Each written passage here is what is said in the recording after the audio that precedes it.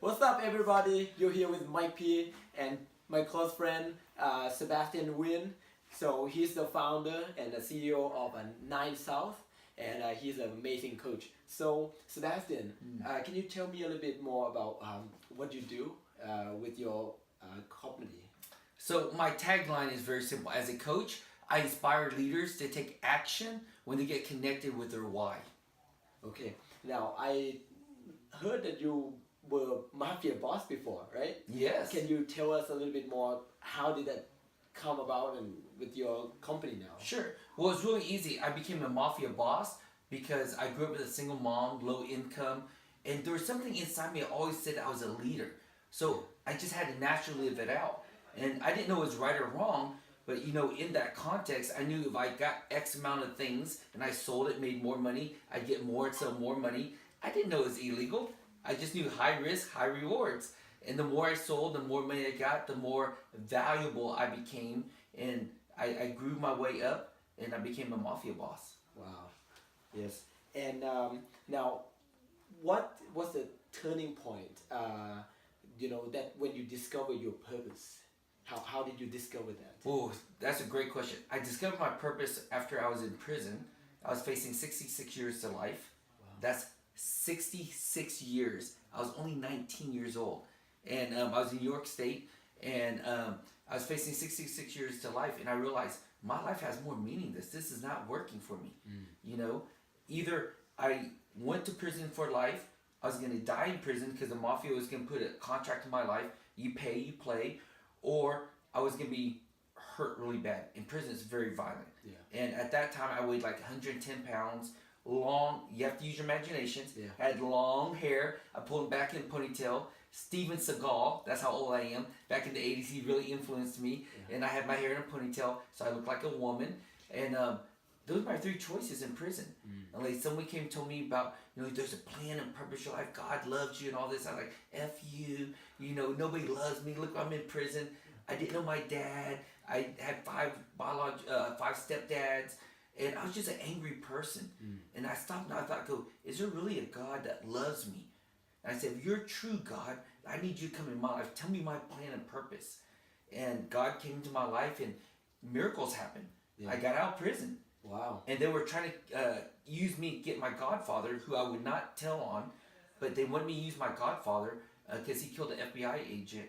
And if we could arrest him, they would be happy. But they got him for other things. They deported him. They didn't need me anymore. They threw me away. Threw me out of prison. Like, oh my God, this is like a second chance in life. Yeah.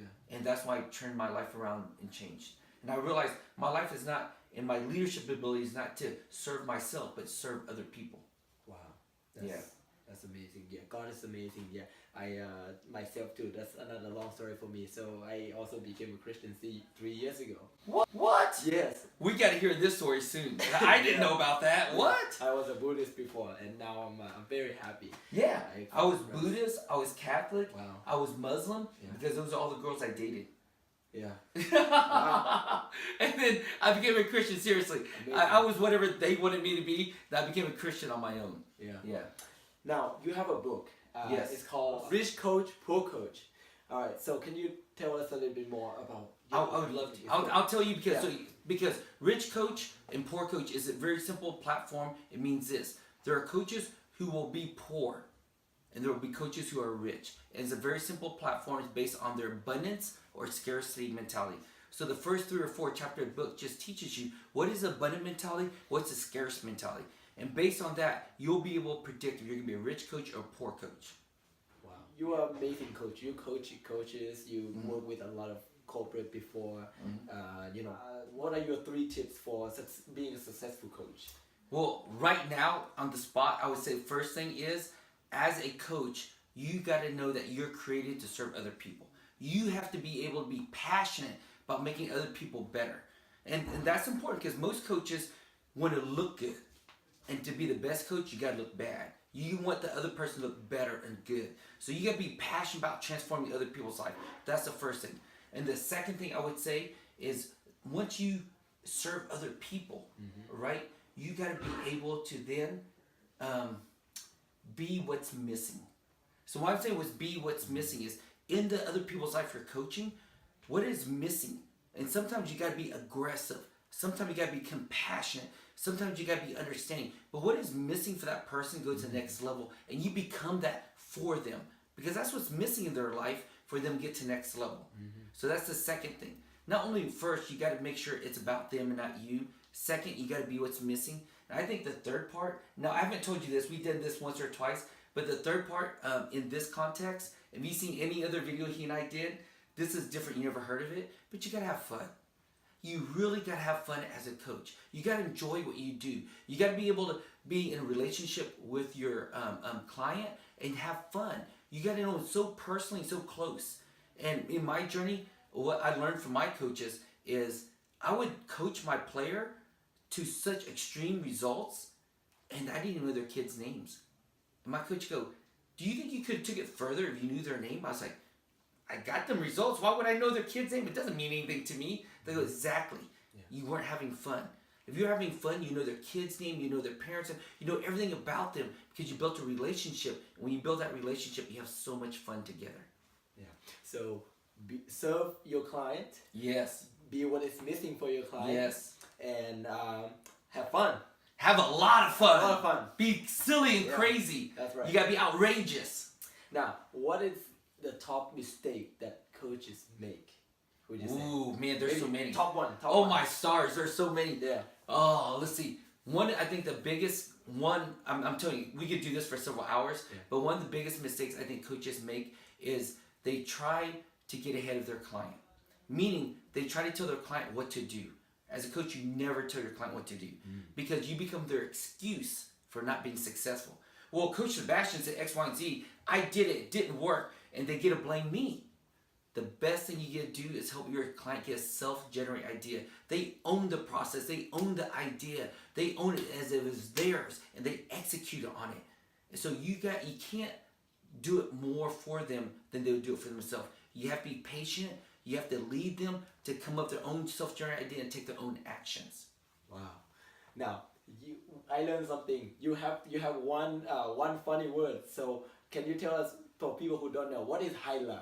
Oh, Haila! Yeah, Haila! So it depends how you say it. Haila in Cantonese. So I'm Vietnamese, Chinese, Cantonese, and I grew up German Catholic. And so I learned Chinese. So for those of you who are Chinese, you're going to laugh at me, okay? But the word Haila is just like, yes, Haila. And like, so, but there's different ways to say it. You say, Haila, yes. Or you go, Haila, like, yes. Or you like, you're gonna kill someone. Haila. And you extreme stretch it out, right? So it's Haila, Haila, Haila. Yeah. So there's many ways, but it's like, you ready to go? Haila. You know? It's like, yes, yeah. I'm ready. After I heard about that, I already feel connected with you. After I heard that. Because you know I'm crazy? Yeah, I love it. I love it. And you've been to Thailand. So Yes.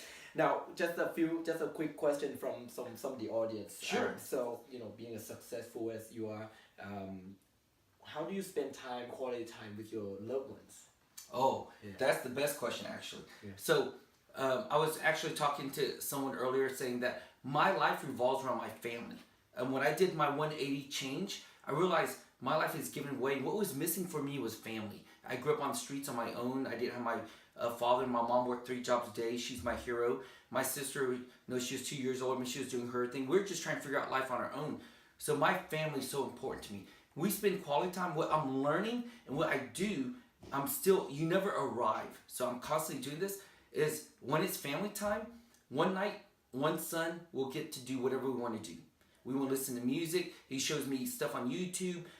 We watch TV shows. We just have dinner, whatever. I give myself away to whatever they want. My wife wants to do something, whatever she wants. My son wants to do whatever he wants. And we rotate who controls that night. And I'll be honest, it's very hard for me. I'm a controlling person. I want to produce results. I want to be significant. So are we doing, sometimes I feel like what we're doing is like nothing. And that's exactly what they want. They want dad to do nothing with them. And that shows them that I'm fully present and with them.